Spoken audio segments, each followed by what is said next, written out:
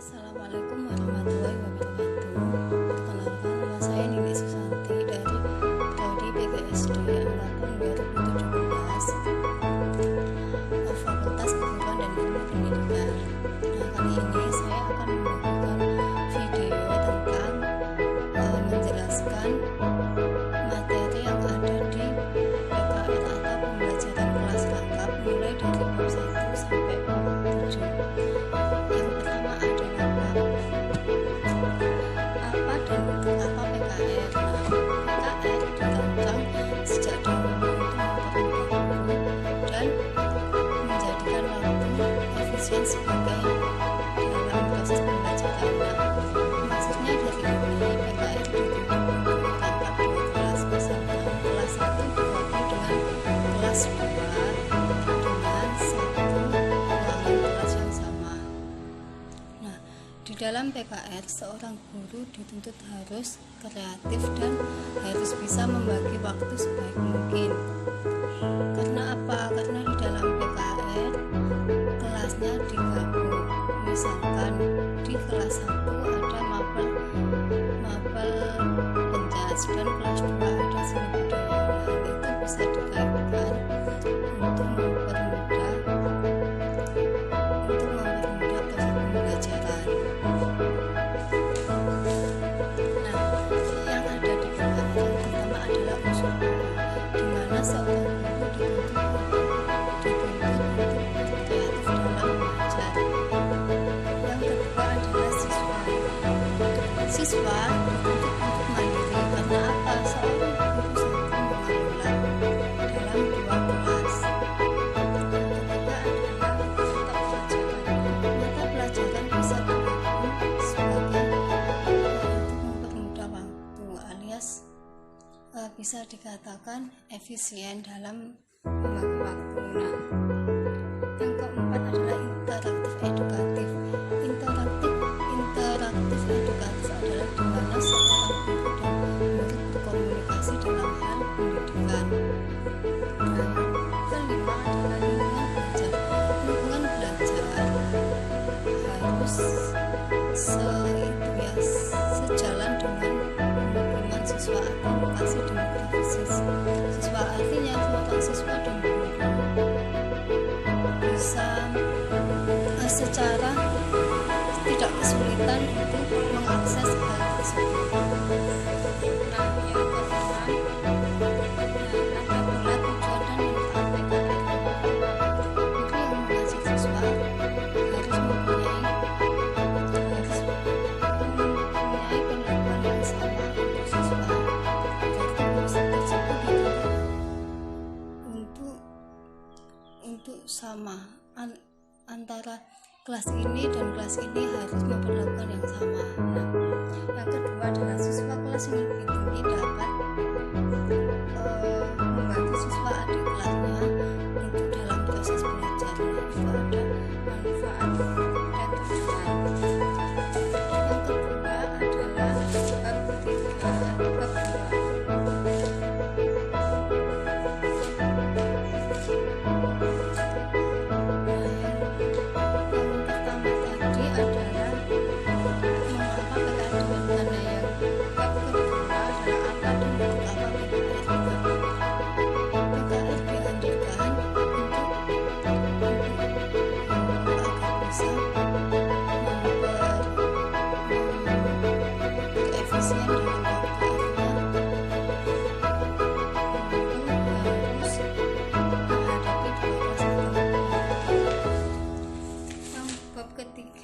Prinsip dan pola dasar PKR, prinsip umum dan khusus.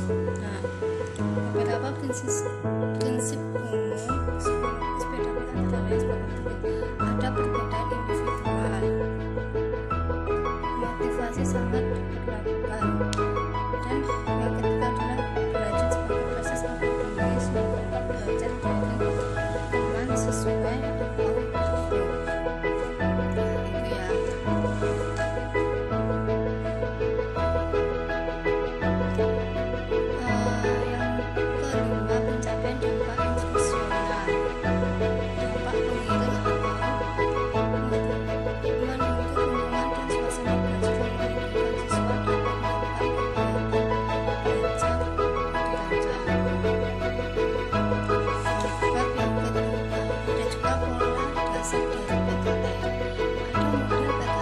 211 PKR 221. Nah, 211 artinya 2 kelas atau mata pelajaran dalam satu ruangan.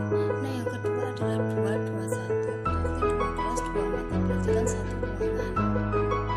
Ada pula yang 311, ada juga yang 321. Nah, yang 311 itu 3 kelas 1 mata pelajaran satu ruangan. Itu adalah model-model dari PKR. Nah, sebagai contoh singkat dikembangkan sebagai berbagai kelas 1 dan kelas 2 belajar menyanyi dalam satu ruangan. Contohnya kelas 1 dan kelas 2 belajar dalam satu ruangan, yaitu kelas 1 dan 2 sama-sama menyanyikan lagu nasional, misalnya bisa menyanyikan lagu wajib, bisa menyanyikan lagu Indonesia Raya. Itu kan sama-sama ya. Kalau di dalam kurikulum 13 memang dituntut ada proses nasionalisme, artinya seorang guru harus bisa sebelum pembelajaran ada yang melakukan menyanyikan lagu wajib sebelum pembelajaran. Nah, itu dari kemudian dari bab 3 yang bab 3 untuk merancang PKR. Nah, apakah PKR itu perlu dirancang dulu? Nah, tentunya perlu lah ya. Yang pertama adalah analisis kurikulum. Seorang guru harus bisa menyesuaikan dalam proses pembelajaran. Maksudnya gini, yang dulunya pakai kurikulum KBK, kemudian dunia pendidikan menerbitkan lagi kurikulum KTSP atau kurikulum tingkat satuan pendidikan. Yang selanjutnya ada yang terbaru, yaitu kurikulum K13. Kurikulum ini diterapkan dari jenjang SD hingga jenjang menengah atas. Maksudnya dalam kurikulum ini memang pembelajaran sangat lebih kreatif, utamanya siswa dituntut untuk berkreatif atau bisa menghasilkan keterampilan. Seorang guru istilahnya hanya memotivasi, hanya memantau, siswanya yang lebih aktif, gurunya pasif. Itu yang dimaksudkan dalam kurikulum 13. Ada juga karakteristik kurikulum 1994 dalam kurikulum pendidikan landasan program 2 pengembangan. Ada tujuannya, pendidikan berdasar tujuan memberikan bekal kemampuan dasar kepada siswa untuk mengembangkan kehidupannya sebagai pribadi. Nah, maksudnya begini, seorang siswa dituntut harus mempunyai pribadi atau sikap sosial yang baik di lingkungan rumah, lingkungan sekolah maupun di masyarakat.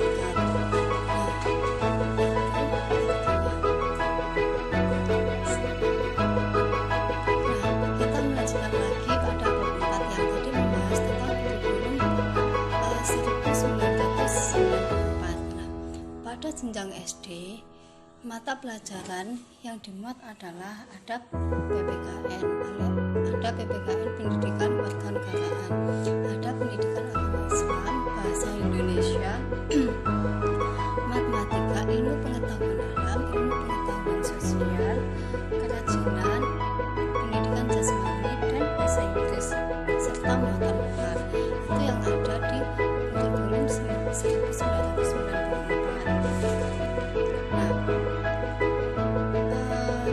Selanjutnya kegiatan belajarnya ada penilaian kemampuan belajar.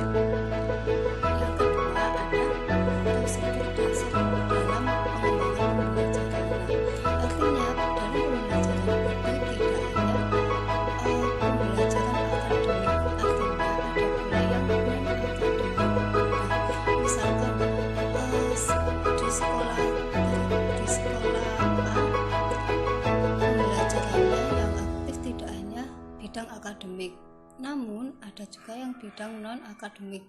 Artinya seorang siswa yang mempunyai bakat bisa dikembangkan melalui ekstrakurikuler.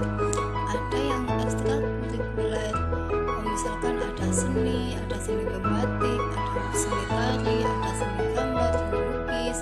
Ada juga yang di bidang olahraga, yaitu bisa voli dan bisa basket. Nah, itu yang bisa dikembangkan dalam proses pembelajaran.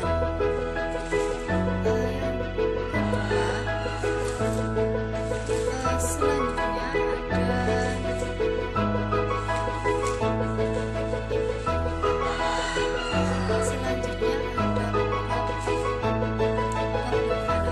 bab 5 adalah bagaimana cara mengorganisasikan dan mengelola PKR. Apakah PKR perlu diorganisasikan? Apakah perlu dan bagaimana cara mengelola PKR? Nah, yang pertama adalah pengelompokan siswa atau dasar rombongan belajar atau rombel. Dengan cara ini, misalkan siswa kelas 3 dan kelas 2, nah itu kita kelompokkan dahulu ya, sebelum akan dilaksanakan pembelajaran. Bisa pula yang kedua adalah pengelompokan siswa berdasarkan kemampuan kemampuannya. Siswa dikelompokkan berdasarkan kemampuannya. Misalkan kelas 3 ada yang kemampuannya lebih pandai, lebih cerdas, nah itu kita kelompokkan sendiri. Ada yang kemampuannya agak rendah, itu juga bisa kita kelompokkan sendiri. Yang ketiga adalah pengelompokan siswa berdasarkan kemampuan campuran antara siswa yang pandai dan siswa yang agak rendah. Kita bisa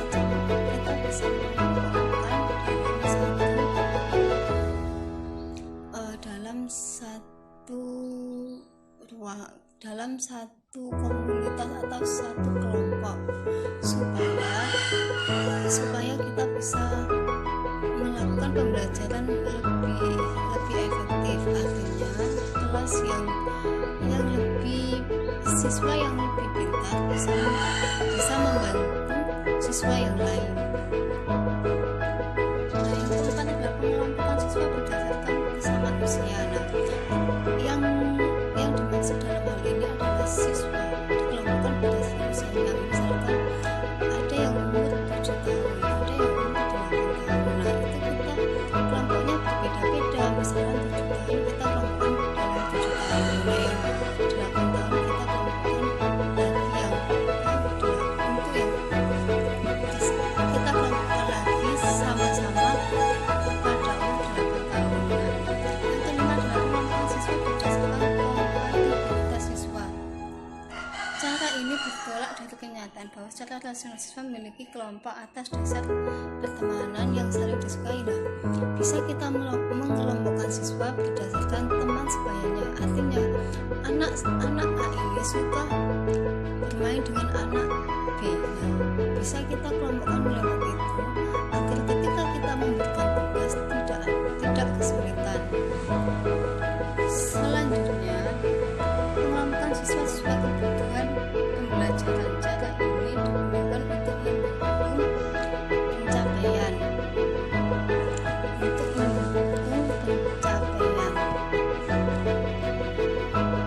Cara ini bisa pula. Yang kedua adalah penataan ruangan dan pengelolaan kelas. Nah, dalam PKR kelasnya kita kelola sebaik mungkin. Contohnya, untuk mewadahi pelaksanaan konsep-konsep pengelola PKR sebagaimana telah dibahas dikembangkan oleh ruangan 3 dengan model interaksi dan penataan sebagai berikut. Nah, misalkan PKR model 221, 2 kelas 2 mata pelajaran 1 ruangan. Nah, itu kita tata sebaik mungkin. Bagaimana cara kita mengajarkan itu supaya nyampe ke anak didik kita? Nah, caranya kita harus membuat rancangan dahulu sebelum pembelajaran dilaksanakan. Selanjutnya,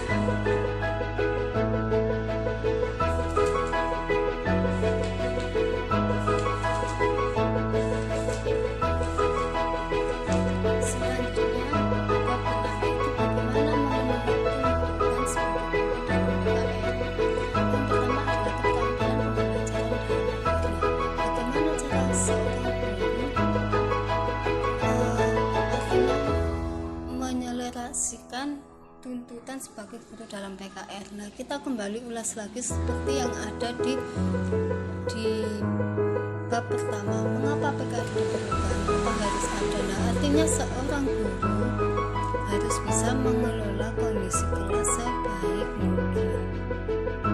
Kenapa seorang guru dituntut seperti itu? Karena dalam pembelajaran kelas lengkap, seorang guru memang dituntut untuk berkreatif. Artinya seorang guru harus bisa menguasai mata pelajaran lain. Maksudnya di sini seorang guru harus bisa mengerti teori.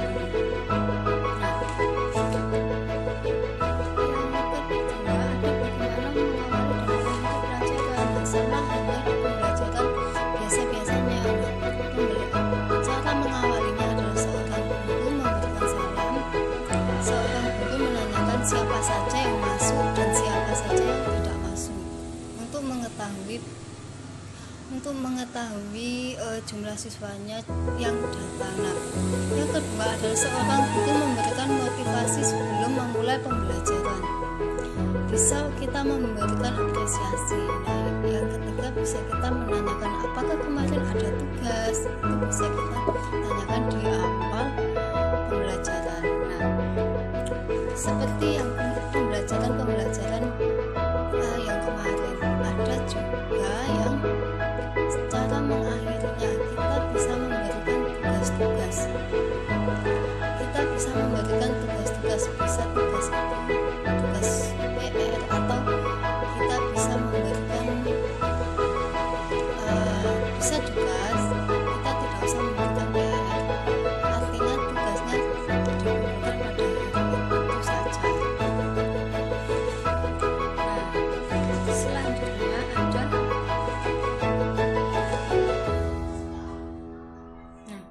bagaimana menarik perhatian pada episode atau tahap pembukaan. Berbagai cara membuka pelajaran dapat dilakukan, antara lain dengan memperlihatkan benda alat gambar.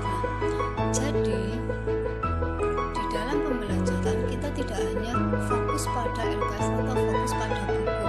Artinya kita bisa menggunakan media pembelajaran, misalkan pada kelas 5 ada pembelajaran IPA dengan materi organ tubuh manusia.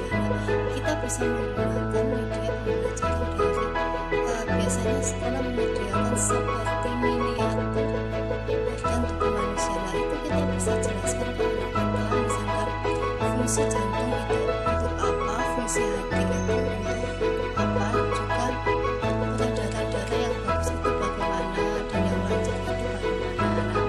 Yang ketiga adalah memberikan perhatian dan ucapan salam pembuka. Nah, kita sama, ketika kita akan mengawali pembelajaran, seorang guru harus memberikan salam, harus memberikan sabada. Yang ketiga adalah menyembunyikan sesuatu, misalnya bermin. Nah, itu ya dari pembelajaran yang tadi. Nah, yang terakhir adalah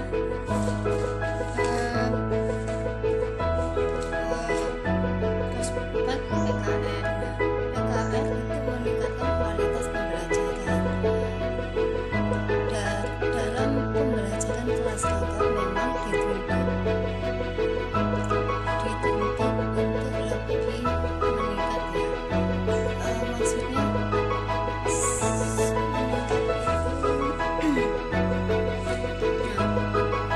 melengkapi pendekatan tersebut mulai diterapkan pendekatan yang semula dipakai dalam dunia militer dan justisiani SWT, strength, weakness, opportunity, dan threat. Nah, di dalam pembelajaran kadangkala seorang guru mendapat kelemahan. Artinya pada anak didik itu ada yang mempunyai tingkat menangkap materi yang lebih tinggi, ada pula yang agak susah. Misalkan anak si A itu dia sangat pintar dalam dunia akademis, dan anak yang kedua itu dia pintar dalam bidang non akademis. Nah, hal tersebut bisa